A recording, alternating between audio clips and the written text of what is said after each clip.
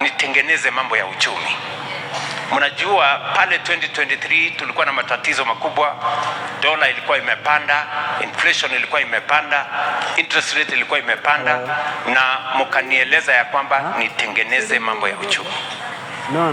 Mimi nataka niwaeleze ya kwamba kuna kazi kubwa sana tumefanya. Mengine tumeamua yalikuwa ni mazito, mengine tumeamua hayakuwa ni rahisi, lakini kwa hayo yote tuliyofanya, leo uchumi wa Kenya haiko mahali ilikuwa 2023.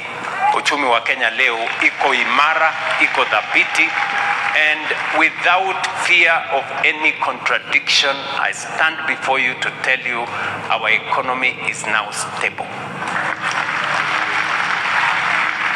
Inflation ilikuwa 9.6%, sasa iko 4.4%. Dola ilikuwa imefika 167, sasa tumeteremsha chini, imekuja 129. Mnanielewa? Interest rates zinakuja chini, na uchumi ya Kenya sasa ni namba 6 kwa ukubwa katika bara letu la Afrika. Nyinyi mnakumbuka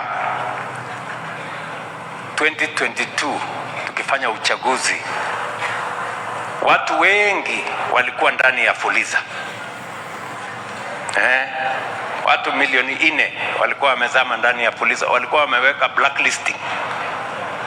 Mimi nikawaeleza tutanyorosha uchumi, tutabadilisha maneno ya tutatengeneza a different way ya kuhakikisha ya kwamba watu wengi ambao wanakopa pesa kidogo wasiumizwe.